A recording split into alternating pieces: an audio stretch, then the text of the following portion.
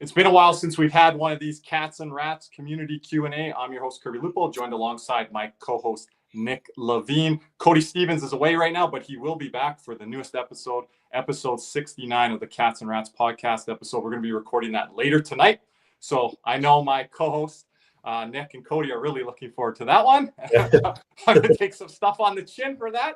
But we are here kind of with an Olympic recap here today, some Panthers talk, some news around the NHL. It's going to kind of be a hybrid show here. I know some of you are not going to see this till later. This was an emergency kind of live stream we had to get in because our guest here that we're going to introduce here in a second, Nick, can't be here this weekend for NHL After Dark. Correct. Here right now with us now. Who is that guest?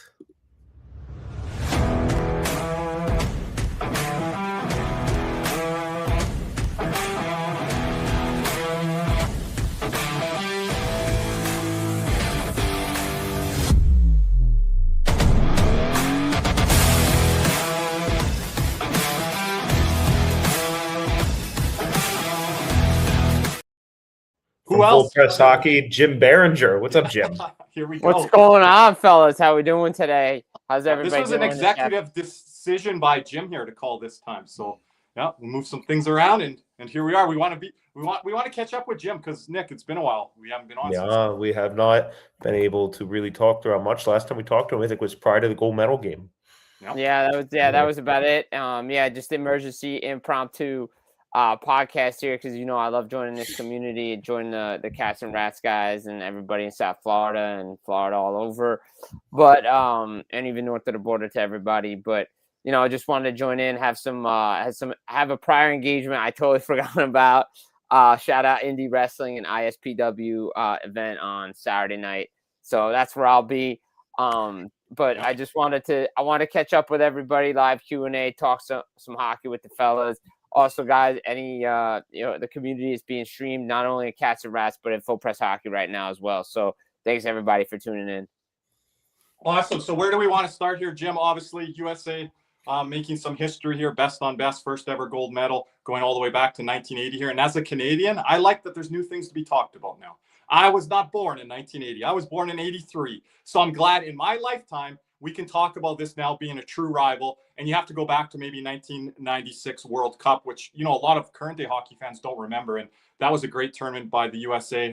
What is your thoughts, feelings on all of this? Gold medal fallout. We've seen all the celebrations. Now we're seeing guys come back to their NHL teams. Wherever you want to take this, Jim, and chat, let us know as well. Go ahead, Jim. Yeah, so real quick, I want to start off by saying I'm happy the Team USA proved me wrong and made my heart happy and made me happy winning the gold medal at the Olympics. I think Team USA and USA Hockey's kind of been a stepbrother to Canada on the men's senior level anyway. I think we can all agree that the rivalry is definitely renewed and there's a rivalry on the world junior level, at the women's level, U18s, all that.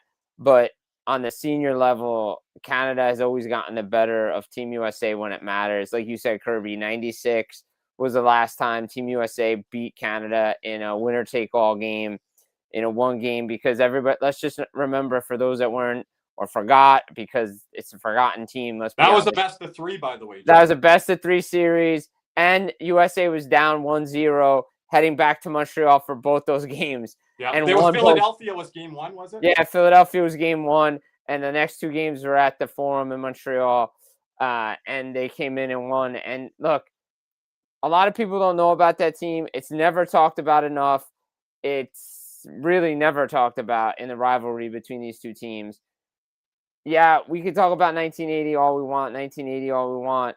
That's 46 years ago. Like, half these guys on this team weren't even born. And if they were, they don't remember it, but they weren't. And none of them. I wasn't. None of them. None of them were around. Eric Stahl age level players. Right. Like, we're not, we don't even, no one remembers it except for with the movie and the documentary and all this stuff. They got inspired by 96 and 2002. And it's really the culmination of the 2010 group, started with John Carlson, moving into the 2013 group. This is their group from 2013, 2017, 2019. That's the group that's won now at the Olympics. Like, that group of players of USA Hockey, of the National Development Program. So this is a big step, a major step for USA Hockey, because as I said Sunday, I tweeted it out. They did it all. And Kirby, you can disagree with me on this. The community can disagree with me. 2010 to me signified when Team USA and USA Hockey started to become that second powerhouse in hockey. You know, it was USA. It was always Canada won. We thought about Sweden, all those teams across. But I think 2010, when that run, especially in the junior level and the women's level, where it was, okay, win gold every other year, that's kind of when this started to pick up. And I said, I'll say it, they won everything except this, and they finally won this. Yeah, and just to jump in, Nick, I think you got to give Sweden and Russia credit then, but that was the start of it, and I can see. Well, I also think when you take a look at USA Hockey, you got the World Juniors, and think in 23 or 24, I forget which one off the top of my 24. head. 24. Get the World Championships last year. You had the women. They went back to back. USA Hockey went back to back first time at World Juniors in 24 and 25. In 25.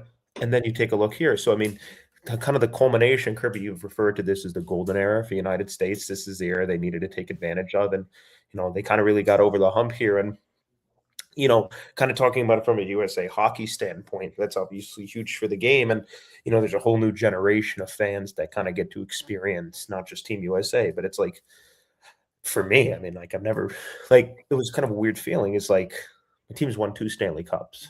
Winning an Olympic gold is kind of a surreal feeling because that's not really something that anybody in this generation has really gotten to experience. I mean, Kirby, Ryan talks about 2010 and 2014, right? And 4 nations last year. Obviously went a long time without international play, but it really is great for a new generation of fans to not only experience it, but to kind of get a taste of what it actually means and the significance of and importance of international hockey. I know there was that kind of conversation prior to it. You know, oh, why is this tournament in the middle of the season? Or they were kind of, you know, shitting on international play. What if players get hurt? I think this kind of gives some people a taste of, okay, like international play is what makes hockey, in my opinion, one of the best sports. And I think it's really interesting that I was talking to this with Kirby last night, Jim, how quickly certain players, the narratives on them change. I mean, his legacies change minute by minute, game by game. And, you know, for example, I didn't watch, was it Steve Yzerman? You know, he couldn't win, and then he won, and everybody thinks he's a winner, right? Yeah. Now this generation of fans just going to remember Connor Hellebuck as a winner. They're going to remember Jack Hughes for that golden goal. Kind of the narrative going into the tournament vastly changes coming out of it. And not only are careers and legacy changed, but you know, this tournament for some people, for some guys, are the difference between Hall of Fame and not Hall of Fame, or first ballot, second ballot, right? It really kind of is incredible to experience that culmination of everything. And, you know, I'll never forget where I was when I saw that goal. I mean, it was just incredible. Similar, reminiscent of Panthers winning the cup, that kind of initial jubilation. So it was really just incredible to experience because, I mean, again, it was just, especially with the 12-year wait and defeating that Canada team in particular, that Jim, everybody in the tournament, including us here, thought, you know, historical level team there. Yeah, no, definitely a historical level team. I mean, the problem is that it became evident in the gold medal game, and even later in the tournament as the medal round went on, this became a 2-line team, maybe a 5-player team. Like, John Cooper's an excellent coach, but he kind of went Jim Hiller-esque and didn't use his depth enough. Now, whether guys are hurt or not, we'll get into that when we talk Panthers and all that stuff. To me, there was some mismanagement of players on the Canadian side, but it doesn't take away from what Team USA did. And again, Bill Guerin built this team to beat Canada. It was the same group that lost to Canada. And you think about it, Canada and USA, last 2 major international tournaments, where you want to count 4 nations or not, they went to overtime. And if you go back to 2014, 1-goal game. You go back to 2010, 1-goal game. Like, so the last 4 international best, quote unquote, best on best international senior level games have all been 1-goal games. So that says something about the talent on each side of, you know, the border. And when it comes to USA and Canada, I think it's great for the sport. Again, I was thinking about when Nick was talking about this, Kirby knows about this and everybody north of the border knows about this. How many people, oh, I know, people in Boston grew up doing this, but Bruins fans did the Bobby Orr goal, the Henderson goal, Gretzky to Lemieux, like in those Canada Cups. Guys on the street at the rinks are all going to be trying to emulate Jack Hughes now, which is good for USA Hockey because they need to do it. The photos are iconic. He's going to be everywhere. The sponsorships, it's going to help grow the game. But I do agree with Gary and Bettman in this point is like how often does Olympic viewership carry over to the National Hockey League? It's great everybody's talking about it. Whether they know what they're talking about is another matter in and of itself. Everybody's talking about it. Let's keep the momentum rolling and let's get the people on there that are talking about it to know about it because there's a lot of other things you can dissect coming out of these Olympic Games outside of the fact that Team USA won. And there's a lot of, I'm not going to say poor narratives because that's, disheartening and it's not right. It's a negative aspect.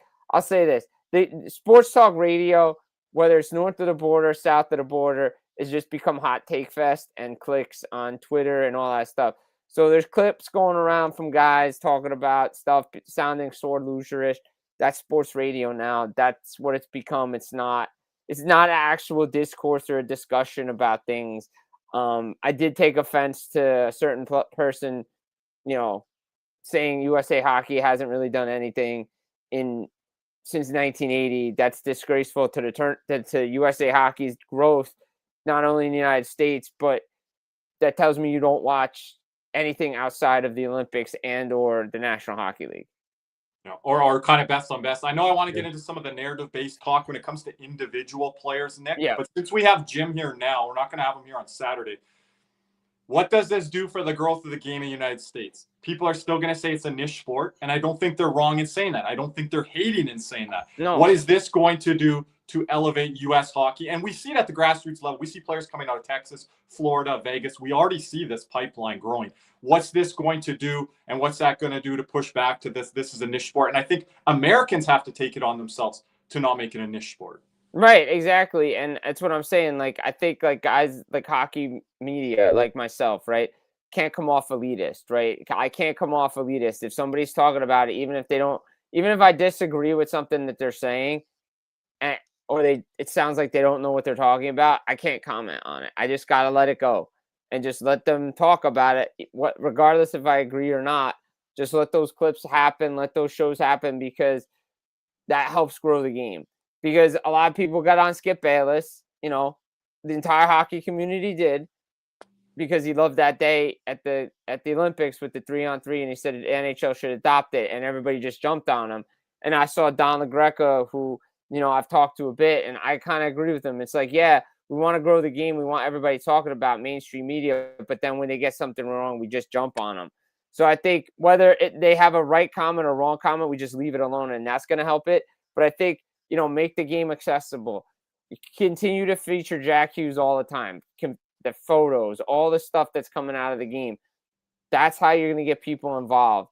That's how you're going to get, I saw a ticket, I saw some initial numbers coming out of tonight's game between Buffalo and New Jersey that, there was an increase of 58% of tickets bought for this game because of what happened on Sunday. So, I mean, that alone is already something that we usually don't see coming out of the Olympics for USA Hockey or players that have played in the Olympics. But the fact that Jack Hughes on a local team, and that's the thing I'll correct people on, because there was somebody who's like, "Yo, he's a New York guy, New York Met." It's like, dude, he plays in New Jersey. Like, let's calm yourself here, bud. Like, but it's good to see, and I think more Americans have to pick up on the sport. And they have to be invested in it. And you have to be – I get it. You're not going to watch every regular season game because the NFL takes priority. College football takes priority up to a point. But I think once the Super Bowl is over, through this right up until the NFL draft, or even after, like there's a time period right now where the NHL can dominate because the combine talk, there's – not much going on in college football. NBA is kind of down. Baseball hasn't really started yet. Back in the day, once this was over, everybody just started going to all the other different sports. And I think this is now an opportunity for the National Hockey League to take advantage of a pretty empty sports calendar. Yeah, I just want to jump in quick, Nick, and then you can come in here with your takes on it. I'm going to give it from both sides as a Canadian. The negative stuff from JD Bunkus, from Sid60. I don't think that really creates good growth and wanting to see a good representation between north of the border and south of the border. But then I also hear Jay Onrait, who was an ESPN headliner there for a long time, moved back up to Canada, works for TSN. I thought he brought up a good question to Dan Patrick. He was on the Dan Patrick show, and he's like, we know you guys next week aren't going to talk about the NHL trade deadline on your show. So it's like, where does the growth start and where does it end? And I want it, my wish, if it's not even a truthful wish, I want it not to become a seasonal game. I want it to become a year-long game. Hockey is year-long. Outside of August, it's a year-long sport. Where football, there is a lot of time off in between. I don't want fans just jumping on after the Super Bowl. But Nick, that's what my wish is. I don't know if that'll ever come true. No, you have to be aware of the market in the United States. Football dominates. And everything from the spectacle to the outreach to, just take a look. Football dominates. I mean, even, for example, there's just so many different ways that it reaches out to fans, whether it be through fantasy football, NFL does these flag football programs and everything. I mean, really is. Now, I will say this, in Florida, and Jim, you growing up in New Jersey, and I don't know if you know this, Jim, and this is not a slight against South Florida fans. Typically, people don't think of, like, I'll say this, South Florida fan base is a diehard market. When you take a look at the Miami Dolphins, people don't look at the Dolphin fan base as a diehard fan base. I mean, they are a good fan base, but it's not like some of these other NFL teams. The Miami Marlins have kind of been the bottom of the barrel for over a decade. They are awful. They are awful. Marlin games. No, the last time I went to a Marlin game was during a Stanley Cup final because the tickets were cheap. Right, and the last time we went to Marlins Park was Winter Classic, right? Right, and I'll say this, like, I think of South Florida and Miami, I think Hurricanes. Like, I think college football. That's more what it is. Well, there was a top 10 sports list that came out all time, and someone, I think it was Hard Rock, they had the Hurricanes team in 01 as the second most dominant team in professional all sports. So I just quote tweeted that, by the way. I just quote tweeted that. And I'm gonna say this: the 1976-77 Montreal Canadiens want to have a word with this list. They did have the Oilers and then, on there in 85. If I could just say, take a look at the Miami Heat. Really, after the LeBron era, it hasn't been like, the jokes about Miami Heat games. Yeah. They arrive 25, 30 minutes late. I mean, you take a look at the start of Heat games, right? That's just the way the South Florida fan base and has been. It's not these die-hard fan base market for sports. You would think it is, but when you compare it to some other sports, Kirby, Jim, I know you agree with me here. It's just not that market. So from my personal experience, really hasn't been that way. But what can change it if Stanley Cups can't change it? Can't a gold medal, or shouldn't it? Should, because Matthew Tkachuk's the face of that franchise. Like, I will tell you this. I've had people who talked to me about hockey during the Four Nations and during the Olympics that refused to watch or didn't watch regular season hockey before or after, and then sometimes they'll jump on during the playoffs, right? Sometimes. And I think that in itself is okay. That's a good reach. I don't think they've been able to really capitalize on that momentum. I haven't really seen any progressive growth outside of that to where these fans are coming back and watching it. Because I'm just going to be honest with you. You watch this gold medal game, you watch the Four Nations. Oh, okay. Let's turn on and I hate this. I'm not trying to shit talk your team, Jim. Oh, the New Jersey Devils and the Buffalo Sabres get ready to play tonight after watching the Olympic gold medal. I think here's the thing. I think the issue was they didn't know if Jack Hughes was going to play tonight. Most likely he's playing, but they're honoring all the Olympians before the game. Yeah. That would have been nice to know 2 days ago. But they didn't know if he was going to play or not. Well, I'll tell you what's going up with Jack Hughes, north and south of the border. His card collector status. That's going through the roof. That's going through the roof. But I get Nick's point, because after the Rangers went, and John Sander brought this point up, but because the SI cover from 94, and I still have it, says why the NHL is hot and the NBA is not. Yeah. The NHL went into a lockout. They killed any momentum off the 94 Rangers winning the Stanley Cup. the Devils won it, helped grow hockey in my area. It really did. And the Devils became a sustainable franchise that really helped grow the game in New Jersey. Kirby, you made an excellent point. This has been my issue with the radio and the sports talk, and I understand the business from this. I wanted, and I would have loved to have heard the experts and the quote-unquote ESPN insiders that they have for their hockey coverage be on Get Up, be on the radio, be on First Take in the summer leading into the season when Connor McDavid had yet to sign his extension. You had a free agent class that had yet to have signed any extensions, and they didn't make – there was nada a peep. Nada. There was even zero. The narrative of, and that's a guy that could sell to the Cavs. But here's the thing: that narrative of you lose to Florida, now you lose to Florida, you win the Four Nations, but you lose to Florida back-to-back years, and where does he want to go? Could he be going somewhere? Being unsaid, that alone, even though it might be a narrative and it might not be fully true, it does get headlines. It does get headlines, and I will say this: Sun Belt hockey has grown immensely. When Nashville got good, I did tournaments there when I was playing. Nashville's junior program is doing, the junior Predators are doing incredible. Junior Panthers from where How about the AAA girls, right? They just won the Quebec PB Junior tournament. You have the Florida Alliance. You have all these travel teams. You have the Junior Panthers. You have all these different high school programs that are really good.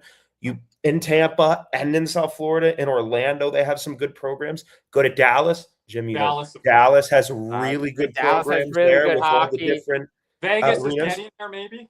Vegas is getting there. California has great hockey. Has great hockey. So there is growth there in that Sun Belt and in the western part of the United States. I'm talking media thing, and I think it's a great narrative because what do you hear all the time in the NFL or the NBA?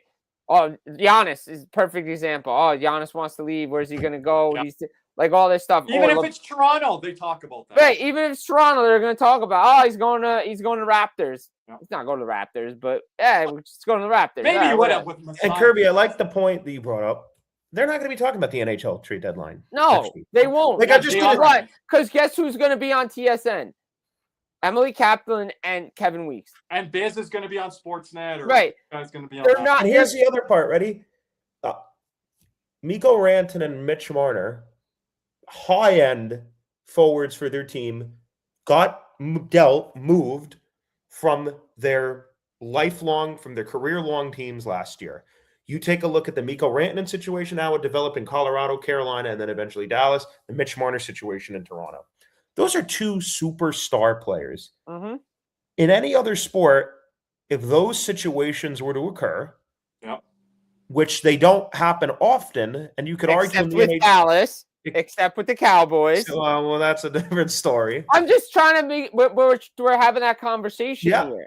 That situation, if it were to occur for other sports, would dominate headwaves, and it just doesn't in the United States. Number one, because the market's not there, but you kind of take a look at, you have star caliber players not only moving, but there's a lot of headlines surrounding it, and they're moving twice. Like you had a superstar in this league, Mikko Rantanen, be with the Colorado Avalanche. They made a franchise-changing move, you could almost assume, trading Mikko Rantanen to Carolina. Then Carolina, they can't sign him. They ship him off to Dallas. But how often does that happen? PK Subban on to First Take one time for the Cup final, and then that was it. And they brought him in and they brought him in for Four Nations and all that stuff. That was it. Like they didn't do it well. And notice them back.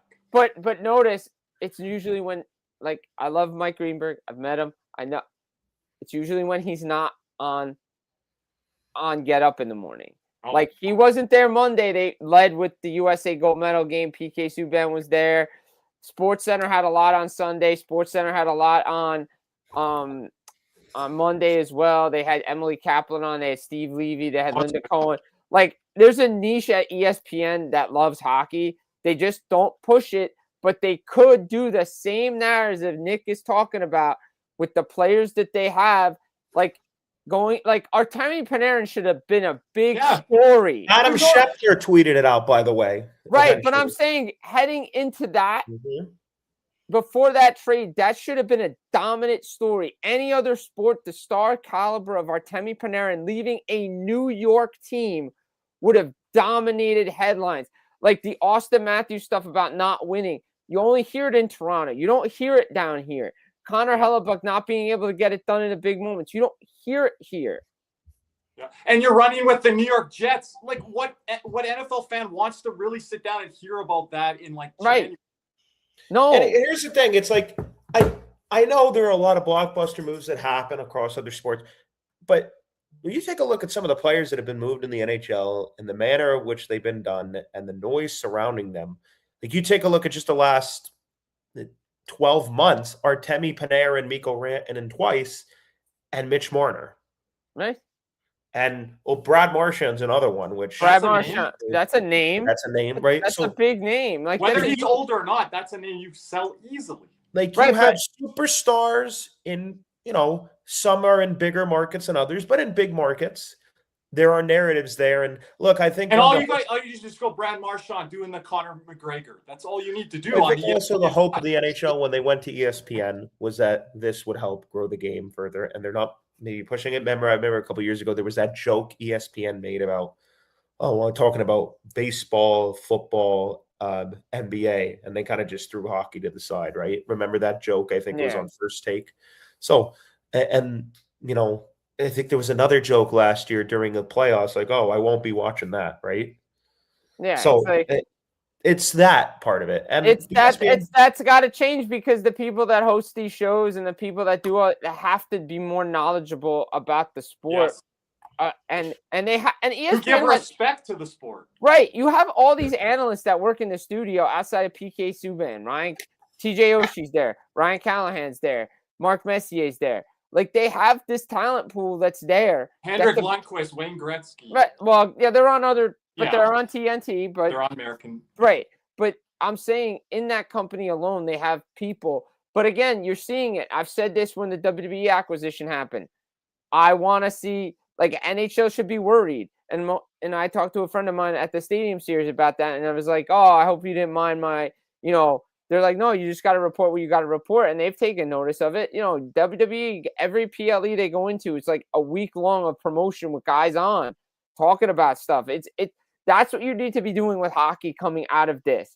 They're getting more airtime on Pat McAfee, WWE, and all this. Yeah, right. This is where now coming off this event, you should be doing the same things you do with all the other sports. And I think Pat McAfee, like, for example, does a really good job with it. I mean, with promoting in the NHL. I mean, right. He does. He does a great job with it.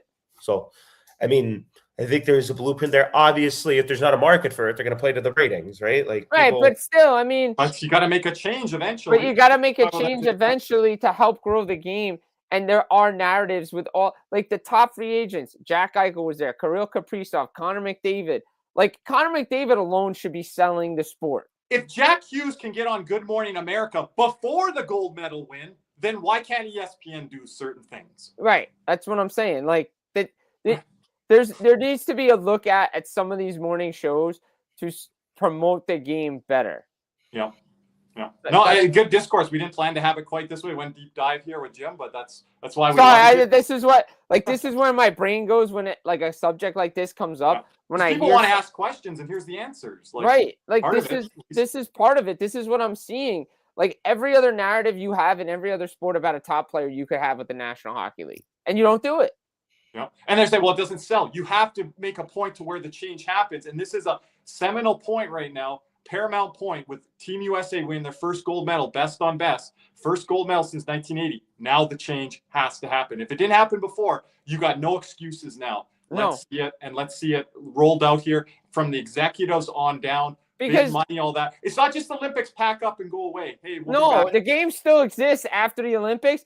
And like one of my big storylines would be coming in if I was running TV would be the Buffalo Sabres. There's this hottest team coming that we're going into the break. They have an unsigned player, and Alex Tuck might not be the sexiest name in the world. What are they going to do with him? Yeah. Like, and you might have to disguise that around a player that people know, like we mentioned, Brad Marchand, right? Connor Hellebuck, and his. But you could tie that in. You could tie the Alex Tuck situation into Brad Marchand last year in Boston. It's a similar It's situation. about doing your homework and research to ask Emily or to ask Kevin Weeks, and there you go. PK Subban, whatever. Right, exactly. So that's my 2 cents on that matter. Yeah. Nick, anything else on that before we do segue and we can go to break here? No. Do we want to just head up the ad break real quick? And then we will come back with Panther stuff. We have some Q&A from our X platform and a question or two here in the chat. So we're going to take a break and hear a word from our sponsor, Caneswear. Panthers fever is here. Are you geared up? Caneswear in Davie is the place for all your Florida Panthers needs. They have the latest gear for our favorite NHL team. Jerseys, polos, t-shirts, hoodies, hats, and more. Caneswear has you covered. Stop by their store in Davie or at pantherswear.com. Again, that's pantherswear, WEAR.com for all your Panthers gear. And a word from another one of our sponsors, Jeremy Beckham at Beck Sells FLA. Champions don't settle, and neither should you. Let me introduce Jeremy Beckham at Beck Sells FLA, bringing a competitive edge to South Florida luxury real estate. If you want a home that performs in all 3 zones, location, lifestyle, and long-term value, Jeremy is your power play. The clock's ticking. Let's go for the cup. Reach out now at becksellsfla.com, and you do not have to be in South Florida alone. For Jeremy Beckham, if you're looking to move to the area from out of state, please give him a call at 772-475-5371. Thank you there, Nick. And just some housekeeping items here. Make sure to subscribe to our channel here. We have been here all Olympics long. We will be back on the podcast side for episode 69, like I mentioned, to talk about the Team USA gold medal, the Olympic recap, and what's ahead for the Florida Panthers. Make sure to like this video and all of our videos. We hit all-time record highs, easily over 100K views on our Olympic stream coverage. We appreciate all of you on that. Even on our post-game shows, those are huge numbers as well. Make sure to comment on the videos, helps on our algorithms. Purchase a super chat donation whenever we are live. We appreciate that. We will be back live for Florida Panthers post-game shows throughout the weekend here. You can buy a membership, the gold, silver, and bronze. It will stay named the same as that out of these Olympics. You can upgrade your membership as well to gold or silver with some great perks there. And you can gift memberships. Shout out to RC and other members in our community for gifting many members outside of the community memberships during these Olympics here. And your membership's good for 1 month, and you can upgrade at any time. Nick, where do you want to take us here? Well, I was thinking we could, first of all, great job, boys, on the Olympic recap. As the NHL season starts to resume here, a lot of teams' plans at the trade deadline will be dictated on the results this week. One of probably the most notable teams, the reigning and defending really Stanley Cup champions, Florida Panthers. Jim, what have you heard based off buying or selling? What are some avenues and contingencies they can go here?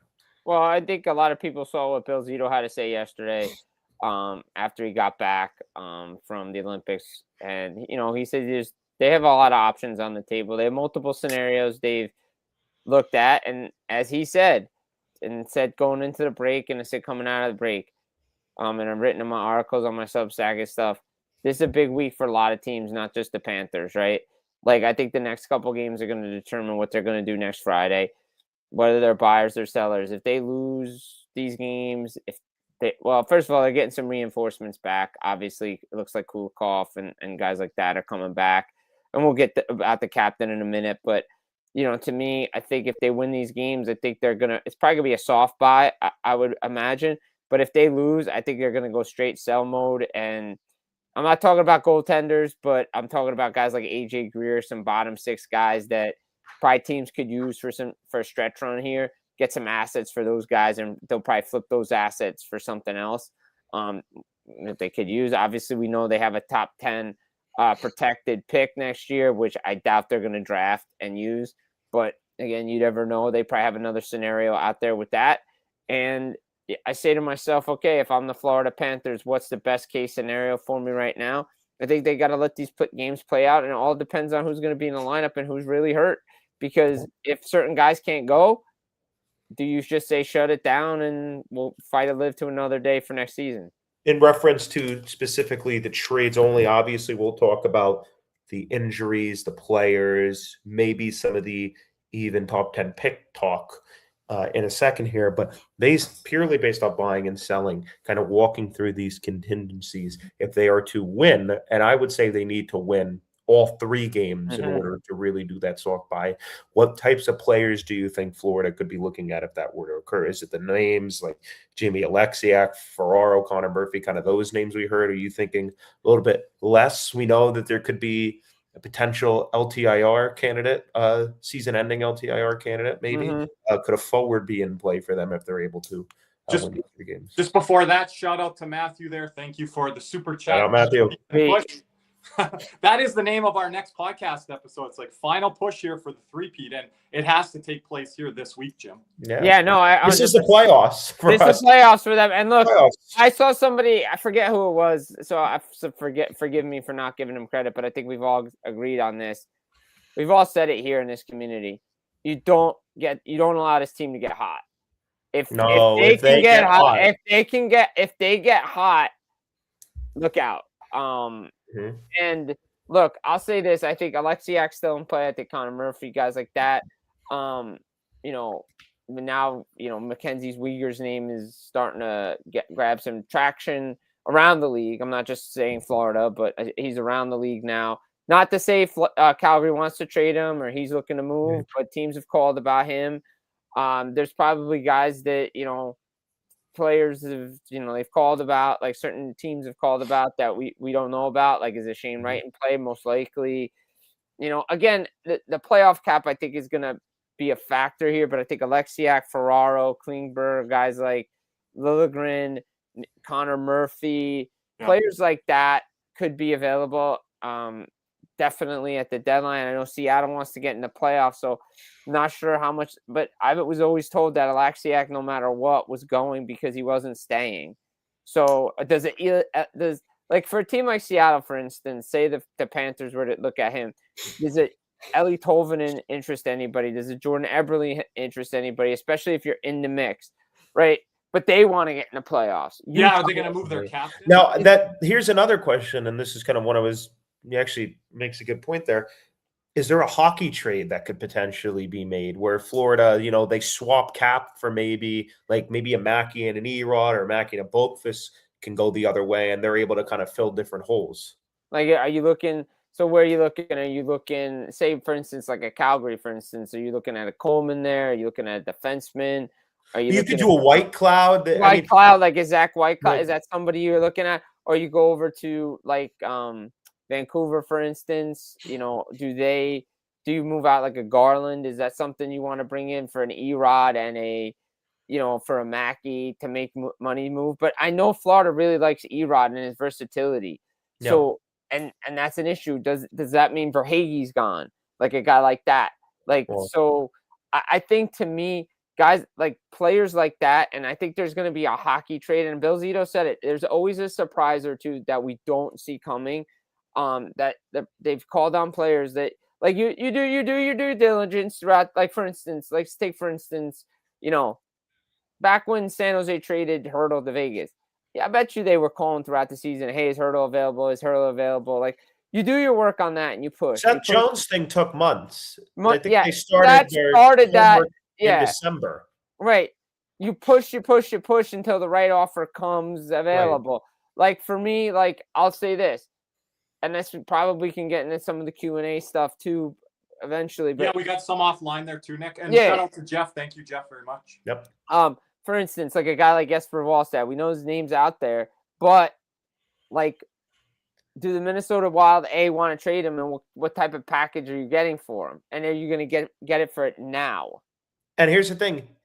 For what they need, which is a second line center, they might not need to move Wallstedt, and they can pivot.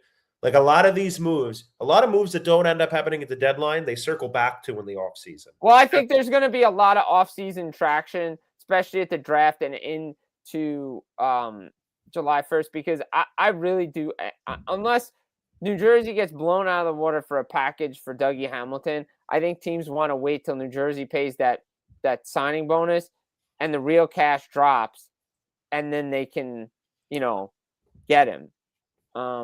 But I think the Panthers, to me, I think they're looking at all their options when it comes to players. And there is an NMC on Carter Verhaeghe. But But again, if you like, for instance, Ryan McDonough in Tampa, I know people don't want to hear this, but after they went to the final that one time, they was like, dude, we can't keep you. Like, where you want to go? Like it's unfortunate. But again, no move clauses aren't the be all end all anything.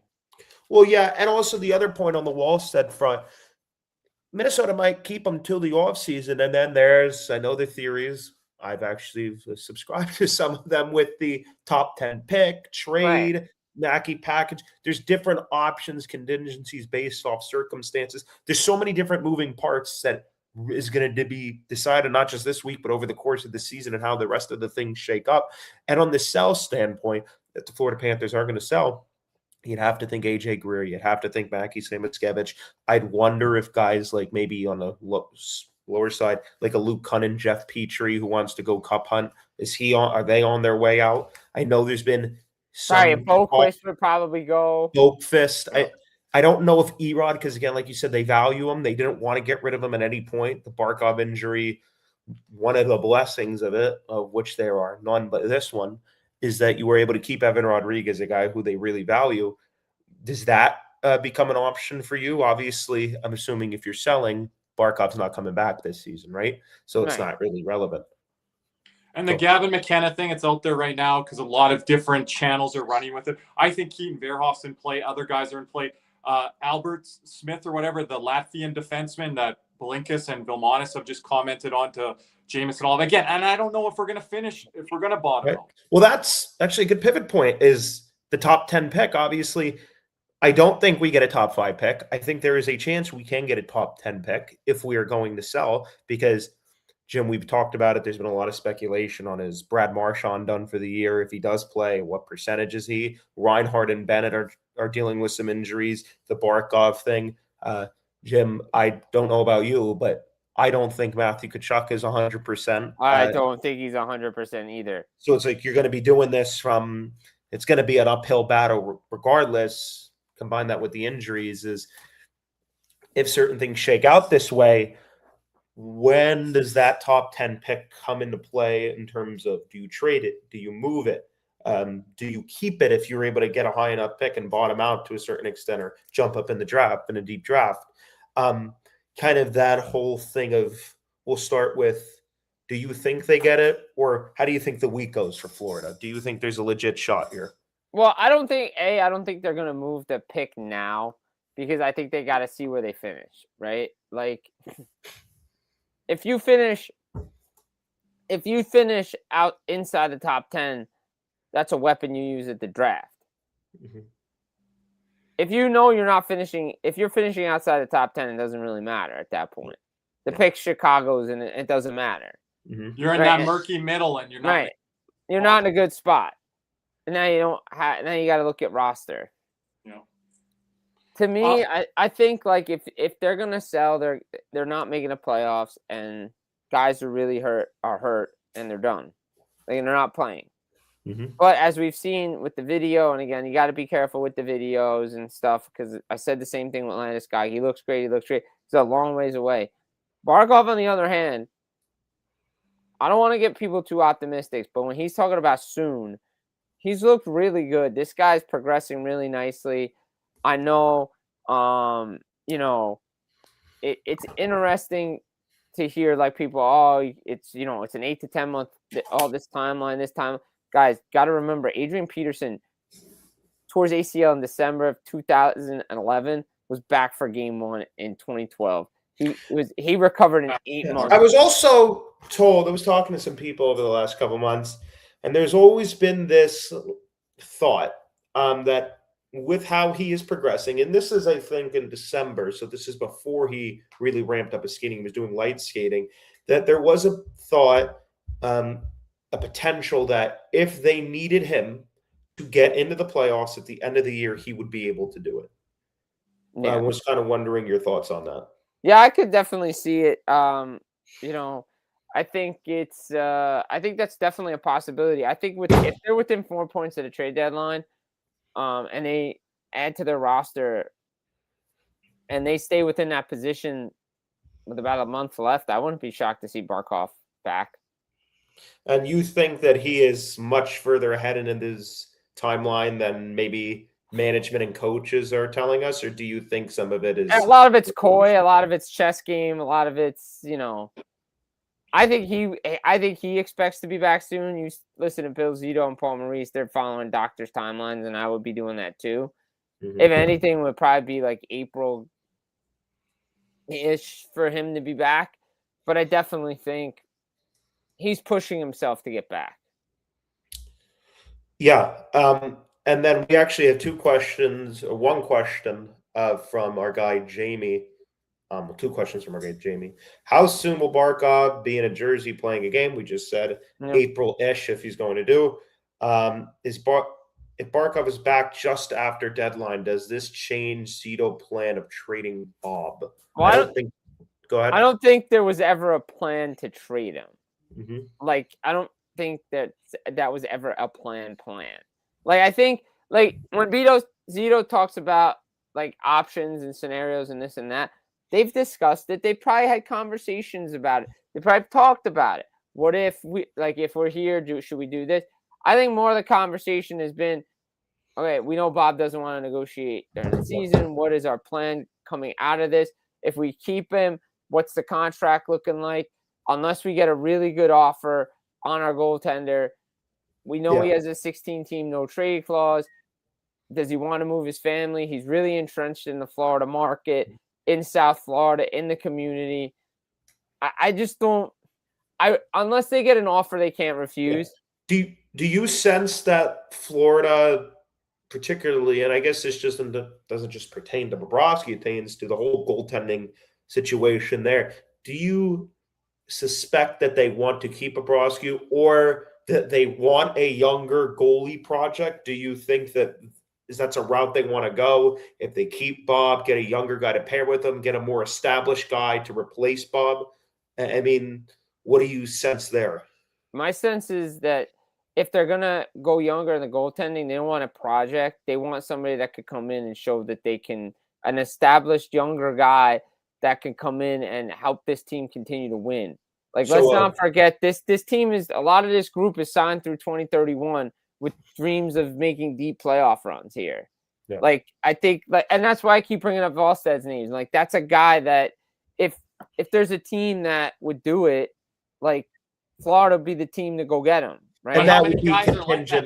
Is he the only one in that young, ready to win, Well, you could go a little bit older. Yeah, you could go a little bit older. If you take a look here, this might be, he's above 30, I think. UC Saros would be a guy that you could cut, who could come in and really kind of just. That's just more cap and more age, though. It's more cap, more age, but it is an established guy who's in his early 30s that kind of lines up with your window.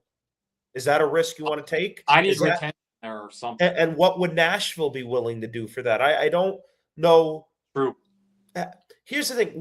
Let's roll through that for a sec. Jim, what would Nashville be looking for in a UC Saros if they're looking to move him?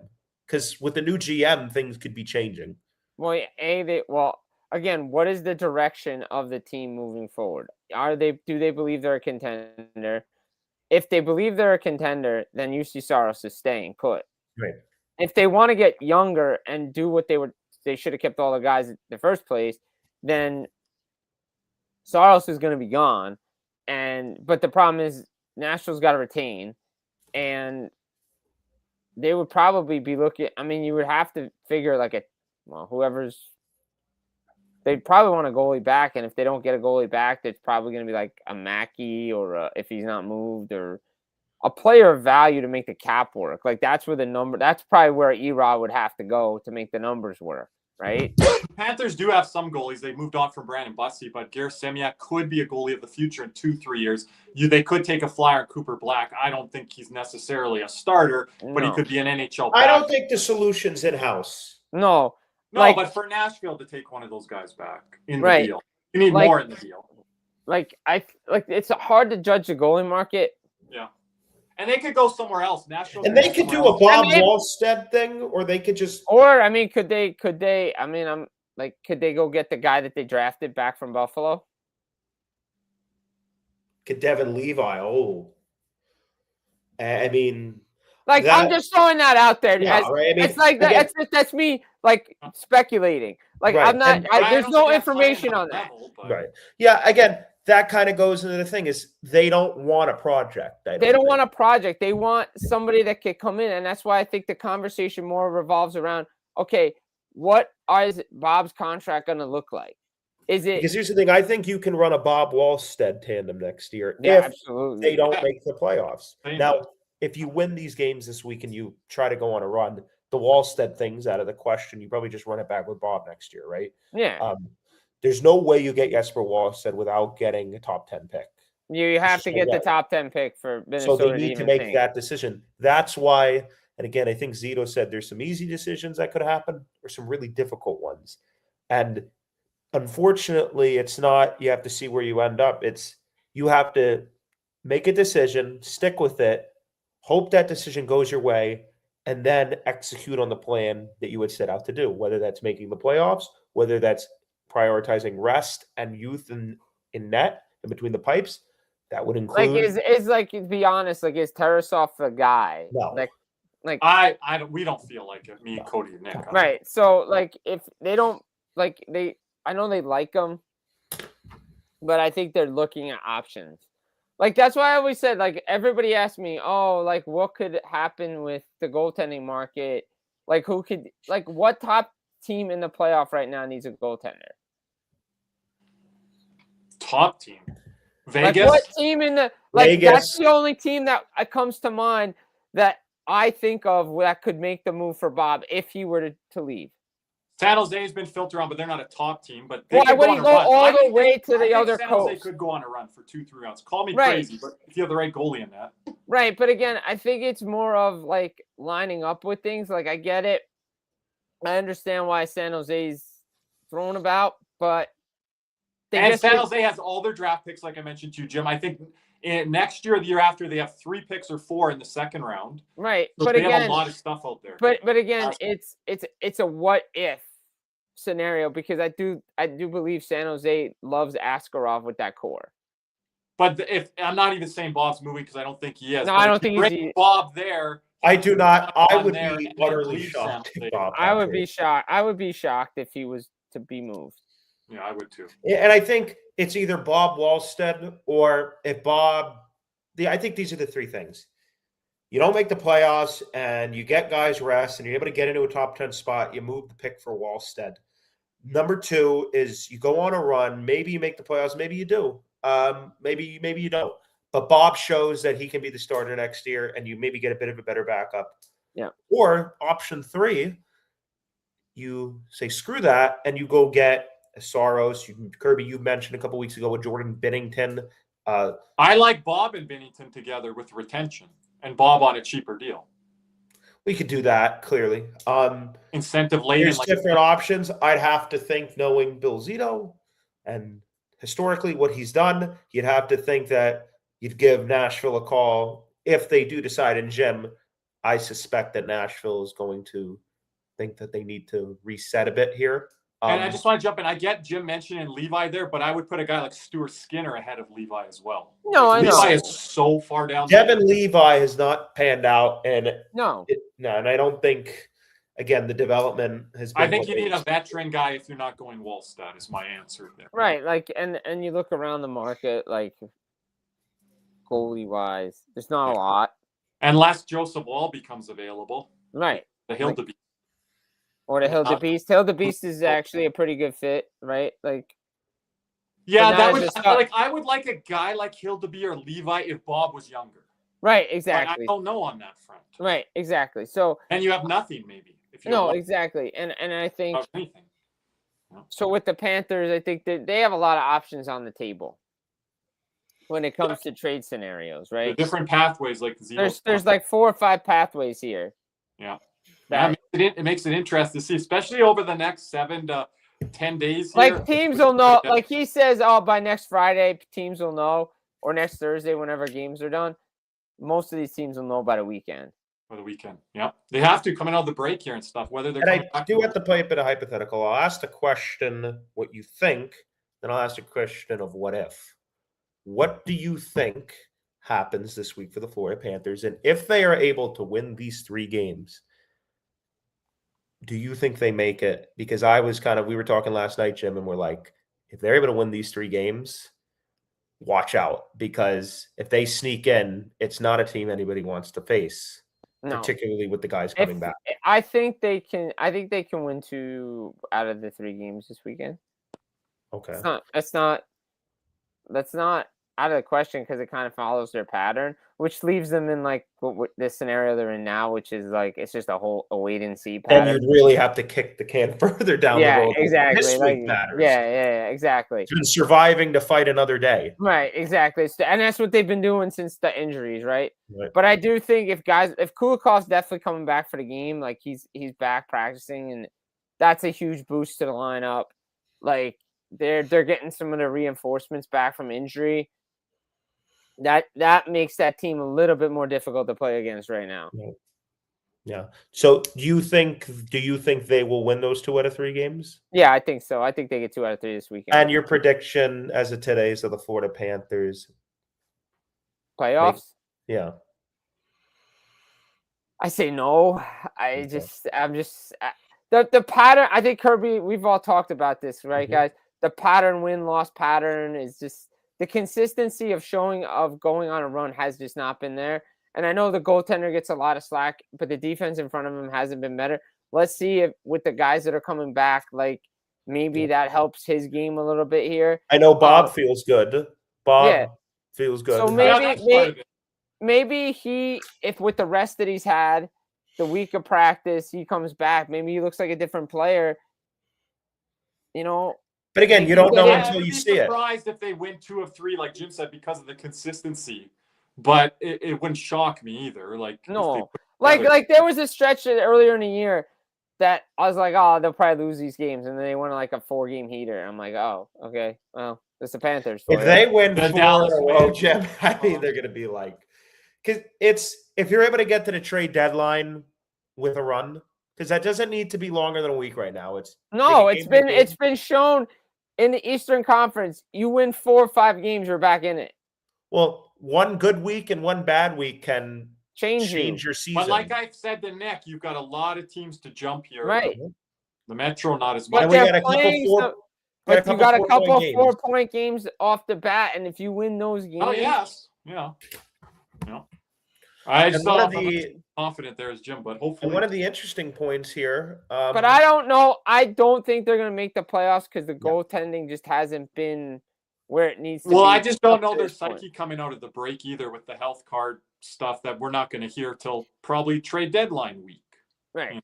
When Zito speaks next time. Like, is Bennett 100% healthy? Is Reinhardt 100% healthy? Marchand doesn't seem like he's 100% healthy. Kachuk doesn't feel like he's 100% healthy. All the John Cooper haters are like, he didn't play the guys. Well, maybe he didn't play them for a reason. Right. So, you think Marchand plays this week, Jim? The normal 50-50. Yeah. 10-14 minute shift. That's somebody nobody's asked about. I don't think anybody asked about him in the press conference yesterday, right? No. That was by design, you're saying that? I don't know. I have a feeling that he may be one. They got an email, no questions on Marchand? I think for me, I think that's a player that I would be watching, see closely. His availability closely. Yeah, the health availability. Yep. Yeah. Anything else, Jim, here before we go? Thank you for being here on this impromptu live. I know people enjoy this on the replay. Yeah, I mean, look, guys, just follow along here. I mean, it's gonna be a busy week. I think there's a lot of things that could happen, right? I think there's a lot of interesting players in and available right now. Some sellers, maybe there'll be more sellers that we don't know about, that come about, right? Because again, this is a big week for a lot of teams. Yeah. So I think this next week's going to determine a lot.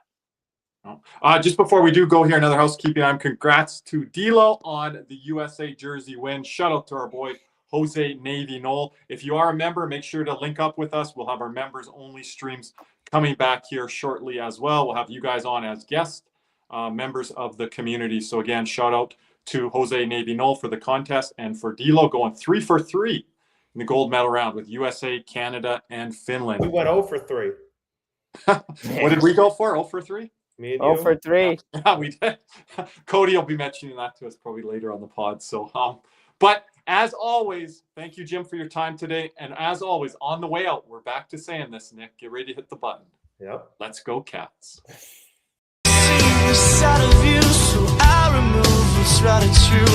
The beating undivided, all the voices in my head